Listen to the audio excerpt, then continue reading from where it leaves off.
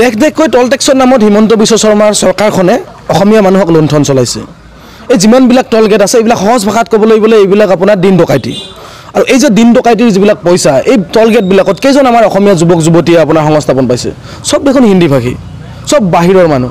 এই যে এজনো আপোনাৰ অসমীয়া যুৱকক তাত সংস্থাপন দিয়া নাই। আৰু এই টল টেক্সৰ পইচাৰে টল গেটৰ পইচাৰে আজিলৈকে এনেকুৱা এটা বস্তু দেখুৱাই দিয়ক যিটো অসমৰ চৰকাৰে এইটো গঠন কৰিছে, নিৰ্মাণ কৰিছে।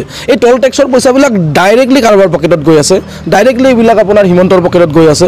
বস্তুৰ মূল্যবৃদ্ধিৰ কথাটো আমি নকওঁ, মাহে মাহে আপোনাৰ বিদ্যুতৰ মাচুল বৃদ্ধি হয়, মাহে মাহে আপোনাৰ ঔষধৰ দাম বৃদ্ধি হয়, মাহে মাহে আপোনাৰ শাক পাচলি অত্যাৱশ্যকীয় সামগ্ৰীৰ বৃদ্ধি হয়। আৰু জনসাধাৰণ এতিয়া বোবা। হিমন্ত বিশ্ব শৰ্মাই এফালৰ পৰা আপোনাৰ টেক্স কালেকশ্যন কৰিছে আৰু এফালৰ পৰা তেওঁলোকে হিতাধিকাৰী সৃষ্টি কৰিছে। হিতাধিকাৰী সৃষ্টি কৰি থৈছে নিৰ্বাচনত জিকাৰ কাৰণে, আৰু নিৰ্বাচনত জিকাৰ পিছত এই মানুহবিলাক কেনেকৈ লুণ্ঠন চলাব লাগে সেইটো আপোনাৰ কিছু নীতি নিয়ম কিছুমান টেক্সৰ জৰিয়তে চলাই আছে। আৰু এই যে আপোনাৰ টল গেটৰ পইচাবিলাক, এই যে আপোনাৰ লুণ্ঠনৰ পইচাবিলাক, এই যে টেক্সৰ পইচাবিলাক, এইবিলাক আপুনি কেতিয়াও নাভাবিব যে এইবিলাক আপোনাৰ দেশৰ উন্নয়নৰ কামত লাগিছে বা ৰাজ্যৰ উন্নয়নৰ কামত লাগিছে। ইয়াৰ পইচাৰে আপোনাৰ হিমন্ত বিশ্ব শৰ্মাই আপোনাৰ কাজিৰঙাৰ ভিতৰত চাহ বাগান কিনিছে, ইণ্টাৰনেশ্যনেল স্কুল খুলিছে, মাটি কিনিছে, ল'ৰাক আপোনাৰ 17টাকৈ আপোনাৰ কোম্পানীৰ অংশীদাৰিত্ব শ্বেয়াৰ কিনিছে।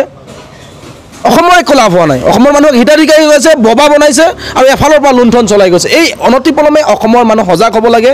অসমৰ হিমন্তৰ পুলিচক ভয় খাই লাভ নাই, আইন কানুন জেলৰ ভয় খাই লাভ নাই। সকলো মানুহ ঐক্যবদ্ধভাৱে ওলাই আহিব লাগে। স্পষ্টভাৱে কৈছোঁ, প্ৰত্যেকখন টল গেট জ্বলাই দিব লাগে।